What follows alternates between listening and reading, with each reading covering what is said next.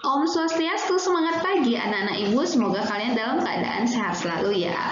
Welcome to back my channel Niputu Wilyawati dalam pembelajaran berbasis daring atau online khusus di pelajaran Bahasa Indonesia kelas 11. Nah, untuk pertemuan hari ini kita masih seputar membahas tentang materi bab 6 yaitu karya ilmiah. Adapun tujuan pembelajaran kita hari ini yaitu hanya satu saja ya materinya. Siswa mampu menganalisis atau mengetahui aspek-aspek kebahasaan yang ada dalam penulisan karya ilmiah. Nah, jangan lupa sebelum kita lanjut ke materi yang ketiga ini, selalu subscribe, like, komen, dan share video ini ke sosial media lainnya. Terima kasih.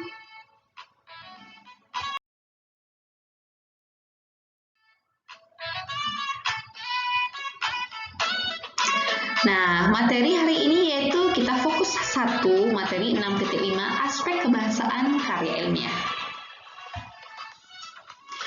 Bahasa dalam karya ilmiah harus menggunakan ragam bahasa tulis baku. Ragam bahasa tulis baku dapat dilihat dari kata atau istilah yang digunakan atau ejaan. Nah, ini maksudnya penulisan huruf dan penggunaan tanda baca, struktur kalimat yang efektif, serta alur pikir yang logis. Nah, yang pertama, syarat kebahasaan karya ilmiah sebagai berikut. Yang poin A yaitu menggunakan bahasa baku. Bahasa baku itu yang seperti apa? Yaitu mulai dari struktur kalimat, pilihan kata atau diksi ya, dan ejaan dalam karya ilmiah harus menggunakan ragam bahasa Indonesia baku dan sesuai dengan KBBI yaitu Kamus Besar Bahasa Indonesia dan PUB yaitu Panduan Umum Ejaan Bahasa Indonesia. Nah, jadi di sini ada tanda baca, titik, koma, itu harus dijelaskan atau harus pasti gitu ya dalam karya ilmiah. Nah, yang poin B yaitu harus masuk akal. Semua ide atau gagasan harus menggunakan bahasa yang dapat diterima dengan akal sehat. Ini namanya tadi pikir logis gitu. Kemudian yang poin C yaitu terukur. Materi dan bahasa dalam karya ilmiah itu harus dapat diukur secara pasti. Dan poin D tepat. Gagasan yang diungkapkan harus tepat dan tidak bermakna ganda. Nah, di sini tidak ada ambigu ya, harus satu makna gitu. Kemudian yang poin E, runtut. Ide atau gagasan harus dipaparkan secara runtut dan tertib. Itu kaidah kebahasaan atau aspek-aspek kebahasaan yang harus ada dalam penulisan karya ilmiah.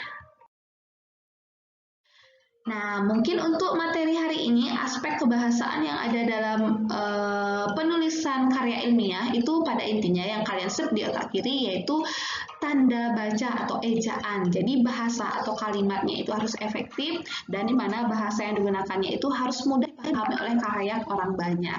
Dan jangan lupa bahasanya harus baku sesuai dengan Kamus Besar Bahasa Indonesia dan Pedoman Umum Bahasa Indonesia. Nah, seperti biasa di ujung pertemuan kita akhiri dengan goresan tangan, yaitu kalian bisa lihat di layar laptop atau handphone kalian, air beriak tanda tak dalam. Sekian dan terima kasih. Om Santi, Santi, Santi Om. Sampai bertemu di pembelajaran berikutnya dan jangan lupa ingat tinggalkan komentar untuk bukti kalian telah menyimak atau mengikuti materi Ibu hari ini. Jika ada pertanyaan mengenai materi yang Ibu sudah paparkan tadi, silahkan langsung ketik di kolom komentar ya. Terima kasih. Salam sehat selalu dari Ibu dan salam semangat. Dadah, sarang